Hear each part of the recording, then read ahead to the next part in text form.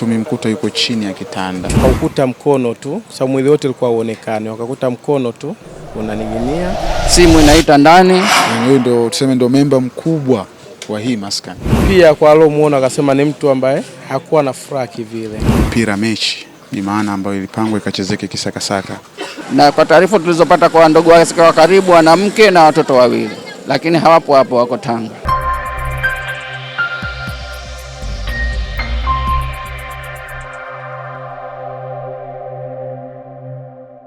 Taarifa nimezipata magharibi ya leo kutoka kwa hao vijana wenzake kwamba kijana mwenzao hawajampata, hajaenda kwenye maskani yao kwa leo tokea jana usiku.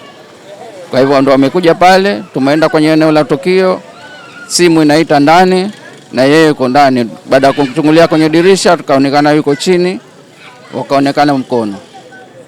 Kwa hiyo nikatoa taarifa sehemu vyombo vinavyohusika, polisi na kwingineko, ndio wamekuja. Tumevunja mlango, tumemkuta yuko ndani ameshafariki. Lakini baada ya vipimo imeonekana ni kifo cha kawaida. Ana miaka kama mwaka toka amehamia hapa. Ni mtu wa Tanga na wenzake ndo wale wako pale kwa Mabata, ndo wao unajua taarifa zaidi za undani wake. Baada ya kuuliza wamesema ni ana mke na watoto, lakini wako Tanga. Hapa yuko peke yake, sasa hivi ana mwaka wa 3 yuko hapa. Taarifa nilipokea kwa huzuni na unahusia kukaa mtu peke yake kidogo inakuwa mtihani. Maana ndo kama hivyo, kama si wale jamaa kwa hawajamuona ndo sasa hatuna habari.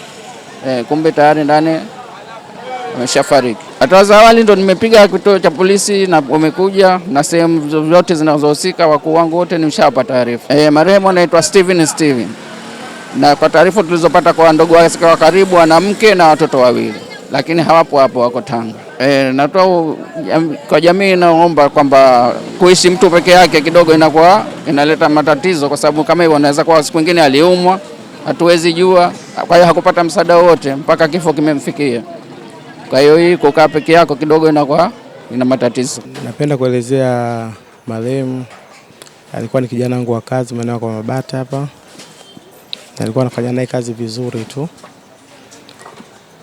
Jana majira saa 4 usiku tuliweza kufunga ofisi yetu. Akasema anaenda kwenye mechi kisakasaka. Baada ya kwenda kwenye mechi wakarudi mnamo majira saa 5:15 usiku na rafiki yake ambaye aloenda naye kwenye mechi na bodaboda ambaye anaitwa Bamdogo. Baada ya hapo Bamdogo akamwacha hapo ofisini. Yeye akamwaga Bamdogo kama anaenda kutafuta chakula. Baada ya hapo akarudi kwake alipokuwa anakaa maeneo ya Daznunda Magogoni. Mpaka mida ya saa 4 alfajiri leo, asubuhi, saa 4 asubuhi leo, mimi nilimpigia simu marehemu kumjua kama ameshafika eneo la kazi, lakini simu hazikuweza kupokelewa. Mimi nikaja ofisini nikafungua ofisi kama kawaida. Baada ya majira saa 7 mchana nikampigia tena simu marehemu. Kwa kweli simu hazikuweza kupokelewa. Nikaja kumpigia majira saa 10 tena, simu hazikupokelewa. Ilipofika majira saa 1 usiku nikawaagiza watu waende kwake ambao ni watu hapa maskani. Baada ya kufika kwake wakagonga sana dirishani, lakini hakuitika. Kwa hiyo watu baada ya kuchungulia dirishani wakaukuta mkono tu, sababu mwili wote ulikuwa uonekane. Wakakuta mkono tu unaning'inia. Baada ya hapo watu tukachukua jukumu la kwenda kwa shea. Walokuwepo wakaenda kwa shea kumpa taarifa. Shea akasiliana na askari. Baada ya hapo alipokuja askari akaja na dokta, wakamkuta ameshafariki. Ishara zilikuwepo juzi, sababu juzi alikuwa ni mtu ambaye hajachangamka, kwa sababu mimi ndo namjua marehemu, kwa sababu ni mtu mmoja mchangamfu sana maskani. Kila mmoja anamfahamu kwa ucheshi wake, lakini juzi alikuwa ni mtu ambaye hana furaha sana, anapenda kujitenga peke yake. Na jana vile vile mimi sikushinda hapa ofisini, alikuwepo yeye ndo akafunga mpaka kazi. Pia kwa alomuona akasema ni mtu ambaye hakuwa na furaha kivile. Sisi huwa tunakutanaga hapa, ni sehemu ya maskani. Kila mmoja akitoka katika mizunguko yake huwa tunakutana hapa maskani kupiga story 2-3. Sasa hapa kulikuwa tulishajiorganize tangu wiki moja nyuma kwamba tumejiorganize. Kulikuwa kuna mpira mechi bimaana ambayo ilipangwa ikachezeke kisakasaka. Watu wakachanga pesa zao kwa ajili ya kwenda kucheza hiyo mechi. Na mechi ilikuwa inachezeka jana. Kwa jana baada ya sisi kumaliza pirika za hapa maskani ilikuwa usiku.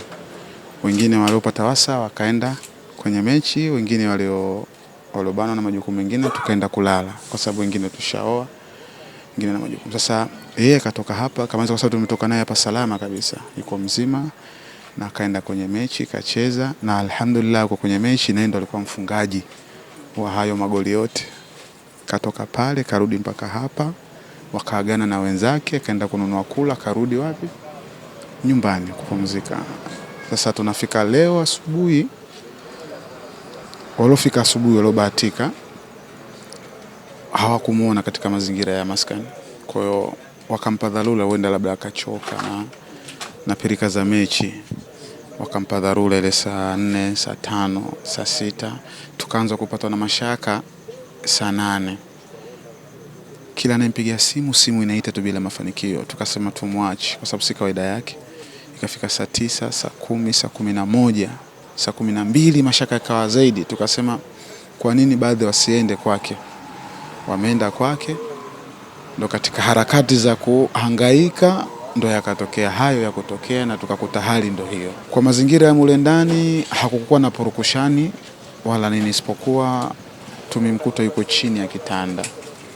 Na sika na kwamba kapigwa labda kafanywa, hapana.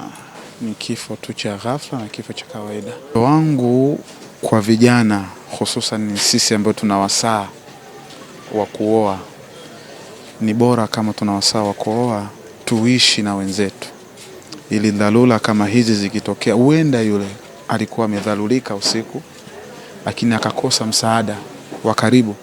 Kwa sisi vijana wenye wasaa na fursa za kuoa, basi tusilione ni jambo zito. Kama tuna wasaa tuliendee, kwa sababu kuna mambo ya kheri mengi zaidi, na miongoni mambo ya kheri ndo kama hili.